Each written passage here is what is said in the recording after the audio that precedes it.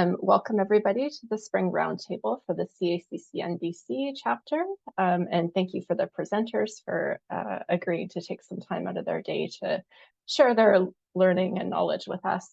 My name is Sybil Hoiss, and I'm joining you today from the traditional and unceded territory of the Syilx Nation here in sunny Penticton. Okay, so that leaves us with our last presentation, and that's from me. And so I'm going to talk about some successful QI planning for critical care educators and informal staff.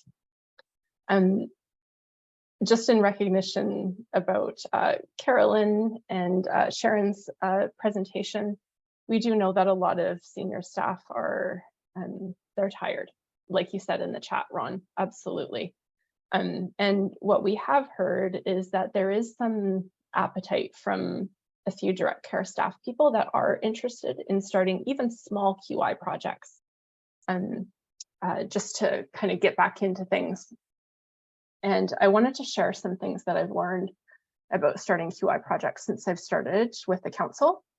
Because I too, when I was with Interior Health and when I was with Fraser Health before, we obviously went into a lot of quality improvement, but there's some things that I've learned here that have helped me become a little more specific about what I'm looking at, and also considering my stakeholders a little bit more to kind of mitigate risk in communication as we're trying to socialize some QI stuff. And so before I begin, I just wanted to make it clear that I'm not here today talking about QI as a leader at the BC Patient Safety Quality Council, but I'm here as Sybil Hoiss, who's learned a few things about preparing QI since working at the council. So there are some valuable lessons that I feel are important to share with the educators and informal leaders in our health system. And for more detailed resources, please visit the council website. And so our learning objectives today, so we'll learn how to identify the problem, how to create an aim statement, how to analyze our collaborators, and how to communicate your plan. And then I'll let you know about some other tools that will be quite helpful for you. And so while there are many quality improvement methodology resources that can guide your project, those project management tools won't be reviewed here. I wanted to keep the guidance simple to get folks started off in a good way. And so the audience that I had in mind was new educators or those needing a refresher, and also those informal leaders in the units that see an area for improvement but aren't sure where to start. So these are key resources that will help you do that. And these are the ones that we'll review here today with a focus on the first three. So I thought it would be a good idea if we were to talk about these things in relation to an actual QI project. If this one is fictitious, but I thought I would add a scenario here. So say, for example, your unit noticed in data that sepsis cases were increasing on the unit, and so was hospital length of stay. Obviously, we want some improvements there to lead to some better outcomes. And when the unit did a self-assessment, they discovered that they rarely sent a repeat lactate after the first bolus. And so you thought this was a great area to help improve, because you've been a sepsis champion for years. And so we always want to start, it's a good idea to understand the importance of your topic. So why does this matter? And why will your improvement project matter to leaders? So we want to try and make a case for sepsis being an issue.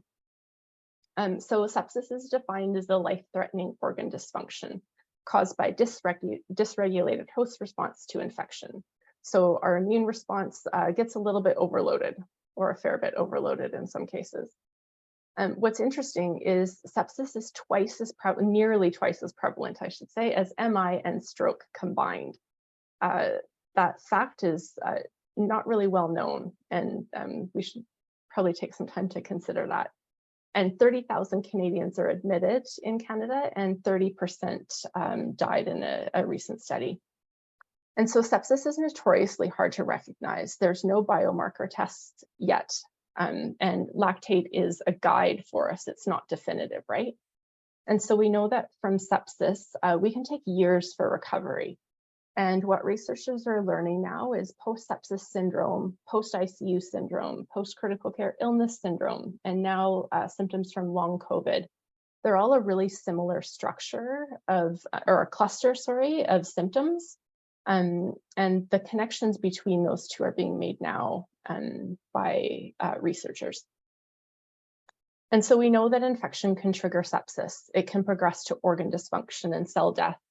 Lactate increases as cells die, and then treatment's given, and the person improves, hopefully.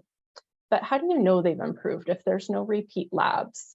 Remember, part of the nursing process, as Carolyn talked about earlier, is assessment. So we need to evaluate the effectiveness of the actions that we've done and be able to document the response. And so the patient may be hemodynamically stable, but perhaps barely, as response to infection and sepsis and its treatments vary by individual. So what we're learning is people who died of COVID often died because of severe sepsis. Their bodies were overwhelmed with the overactive immune response to the threat of infection. And around 15% of viral pneumonia hospital cases have been associated with secondary bacterial pathogens, and 50% of those patients have died.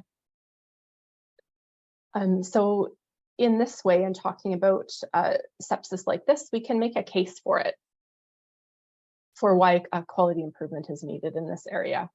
And specifically, if data leads us to say that one of the more important quality measures, the unit is a little bit behind on. And so throughout the rest of the presentation, I've used the clinical example about initial sepsis treatment. And so the 4 goals you see here are recommended to improve sepsis morbidity and mortality in emergency departments. But really, the concepts apply anywhere patients show signs of sepsis. And we keep these things in mind when treating sepsis in critical care units as well.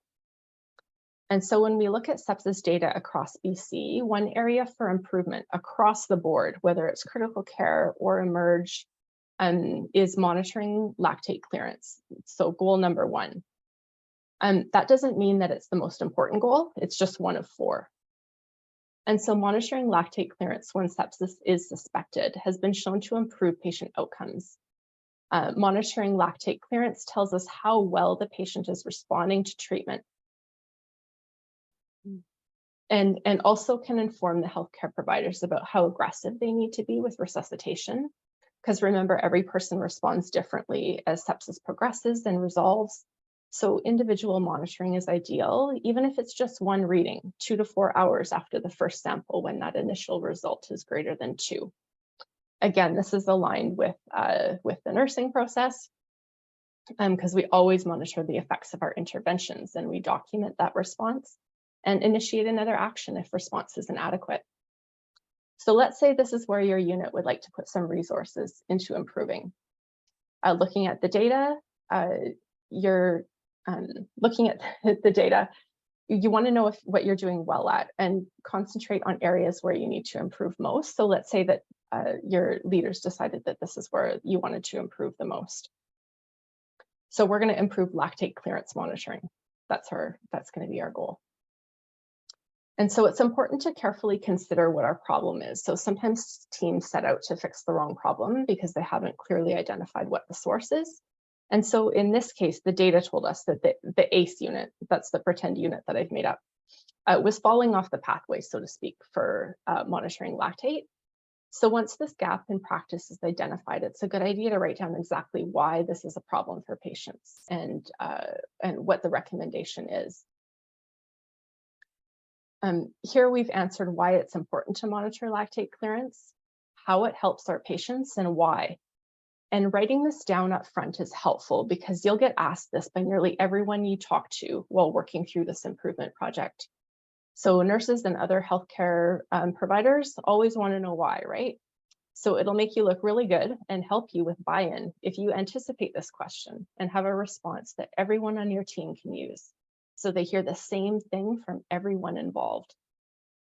That'll be really helpful because when they start to hear different things from different people, sometimes that can be confusing. And so you want buy-in right away. So same message across the board from everybody. And if you write it down, that's super helpful. So whenever we start a project, we should consider how we'll evaluate success. So I realize this is something can be sometimes an afterthought in practice as we're so eager to get going with improvement. Writing down an aim statement helps set the stage for what success looks like. And so we need to get specific about what we're trying to achieve and how we'll measure success. So answering these 4 questions as specifically as possible will give you your aim statement. So aim statements should be ambitious. They should be motivating. They should be attainable and realistic with the resources that you have. So what specifically about lactate clearance monitoring? How frequently and when? Is this only for patients on the ACE unit or for all patients included? And so an example to start with is lactate clearance monitoring in the ACE unit will increase by 50% by December 31st, 2023. And so that is fairly specific. But how about this next one? So the ACE unit will see a 50% increase in second lactate assessment for patients with suspected sepsis by the end of 2023. So you can see that this is more specific and addresses the problem we're trying to solve. There are a few different goals you could shoot for and a few ways to word that, but the point is to be specific. How will you know when you've succeeded? And can you be more specific? So how about this next one? We got super specific with this one. So when sepsis is suspected with patients in the ACE unit, 80% will have a second lactate sent within 2 to 4 hours of the first, if the first was greater than 2, and this will happen by the end of 2023. You can do some wordsmithing with this to try and make it sound a little more simple, but you've identified all of the components within your aim statement. So now that you have that aim statement, you're ready to base all efforts around this statement. It can become your elevator speech to anyone who asks about your work. Tell this to anyone who will listen, and you might be surprised at who steps up to help you. You will be perceived as organized, focused, and prepared to lead the work. People will want to work with you if they also know the problem you're trying to address and why. So if you can tie this together with concise rationale, people will line up to help you. You may be familiar with a stakeholder engagement form where you list all those who are impacted by your work. And before we begin, I wanted to mention something I've learned about the word stakeholder. So we've learned that the word stakeholder has some colonial connotations that may trigger some hesitancy or resistance to working with you. So I encourage you to use another word. I chose collaborators because even the critics are collaborators, and we'll talk about that in a minute. Now, I remember creating lots of lists of all the collaborators I needed to engage when starting a project, who they were, their role, maybe how they could help. And what I've learned since coming to the Quality Council is to consider a few more key points about each collaborator and group. And that helps me engage with them in a way that's meaningful to them, and also to mitigate some unforeseen risk when engaging with individuals and groups. So we generally have all written down their name, their position, their email, but a couple other things to consider are how much does the project impact them? And how much influence do they have over the project? And that will help you decide who you really need to connect to and in what way. And another question could be how the collaborator can contribute to the project. You know, maybe there's some background that they have that they could add to the work going on around the unit. And then how could the collaborator block the project? So are they a critic already? And is there a way that you can mitigate that in having conversations with these folks beforehand? So we want to come up with a strategy for engaging the collaborator. And that's what the collaborator engagement categories that are listed here can help with. And so taking some time to consider other perspectives and priorities can help you address negativity right up front before anyone has a chance to point it out. So it can also highlight where you might need to learn more. This is where the critics become very valuable. It's well worth the time to provide space for these folks to share their concerns with you. I encourage you to get curious about why they're hesitant or resistant. They may be able to teach you something. In addition, allowing them time to speak their truth provides exactly what most critics are interested in, having their voice heard and their suggestions considered, and if possible, acted on. So engaging the critic and asking for solutions and then acting on what they said can move that critic from barrier to champion, or at least not a persistent block for your improvement project. So after listening to the critic, it's a good idea to let them know that you value your opinion and suggestions. And if you do make changes based on their input, be sure to loop back with them about that, reminding them of the value they bring to the work and the work that you're trying to improve. And this active acknowledgement may actually move that critic from critic to champion for you. And they might end up being your biggest champion and ally. And that can speak volumes to others in the unit who respect that critic. And pretty soon you might have an army behind you. If you can convert a critic to being a supporter, that'll make your project be much easier. And so also working through a communication plan can help get a clear picture of the assets you have and the assets you'll need to prepare for each collaborator group. And so this can help you plan resource creation and maybe delegate to an eager helper. Maybe the critic wants to help spread the word now. Taking the time to do this thoroughly will also help your peers or the direct care staff you support learn about the issue and the proposed solution, and will help support them as they share this work with others so they feel supported in the change. If you include them in the planning for these resources, maybe ask them what they think they'll need. This will also help get them more engaged with the project because they're now contributing to the solution. It helps provide people with a sense of agency and that sense of control that they're making a difference when you include them in the planning. Also, these plans should be iterative, like a living document, being revised as you go and you learn more about the different needs of the groups you engage with and support. So let's look over the components of a thorough communication plan right now. So we want to know who's involved in the project. And we want to know if there are other activities, maybe within the hospital or with the health authority, that this is connected to. So for this project with the ACE unit and looking at lactate clearance, you could say, well, I wonder if there's more work going on in the health authority around sepsis or lab work or anything that you can attach to, because whenever we connect to something else that's going on in the unit, it helps not only boost our own project, but theirs as well, because people see connection between the improvement projects. You want to know if there's any budget limitations, and that comes into play in terms of resources that you create.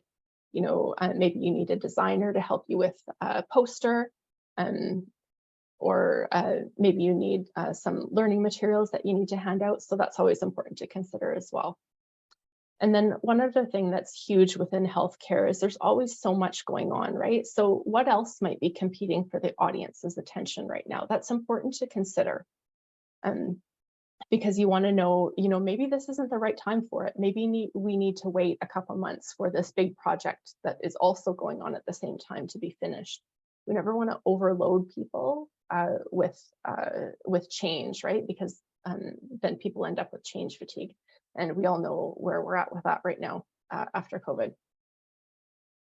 And we also want to know if there are strategies or projects and materials that can serve as inspiration for the project. So are we building on something else that's already there?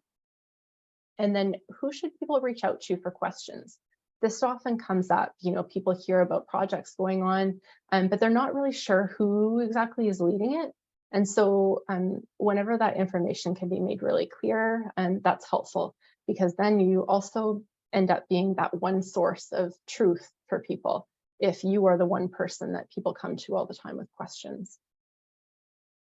And then you also need to decide who needs to see the content of the resources before it's posted or sent out. During collaborative projects, sometimes there's a few different people that are key point persons for decision. And so always a good idea to connect with them and make sure that that what you're sending out kind of aligns with their vision. And also want to consider how you'll report back to providers and staff about the progress along the way.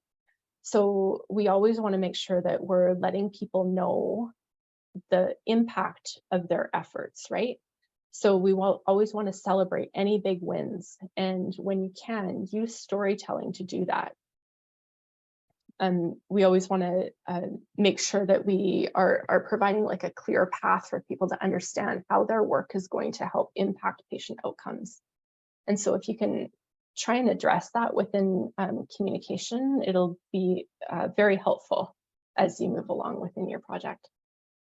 And so if you're wondering how to get leadership on board with your idea, if it's not leadership that's asked you or volunteered you to do the project to begin with, one way that you can do that is to link the idea to the BC Health Quality Matrix. And so in BC, the BC Health Quality Matrix is the definition for healthcare quality in BC. It's been decided by senior leaders in health authorities, Ministry of Health. And so any way that you can link your idea to those dimensions of quality that are listed on the matrix will help make it clear to leaders with which dimensions of care your idea addresses. So for lactate clearance, for example, you'd be addressing the dimensions of safety, appropriateness, effectiveness, and efficiency. And so identifying this can go a long way convincing leaders that this is an area to focus on. The second part of the matrix is on the left side there, and that's the list of areas of care. So for lactate clearance, you'd be optimizing the early years if the patient was a child or pregnant mother or individual, and you'd be strengthening health and wellness and helping people return to health and wellness. So you can see that this lactate initiative would be hitting some key markers of quality that are widely promoted by healthcare leadership and demonstrating that you'll likely get the leadership support you need to move forward, but it also makes you look really smart. And so I've included links here to these documents. We'll add them to our Google Drive, and I'll also send them out to our members as well, because I've adapted a communication plan that we use at the Quality Council and also a collaborator engagement form that you could take and use for your own project. I've taken all the logos off it and everything, so we'll post it on our Google Drive, and that can be a guide for you. And then there's also the BC Patient Safety Quality Council has an EPIC toolkit, and that really just goes into more detail, including forms that you can use to guide you through your quality improvement project. And then there are also, every now and then, there are quality cafes offered by the council that can help you focus on particular areas of improvement. So for example, there was one the other day around measurement.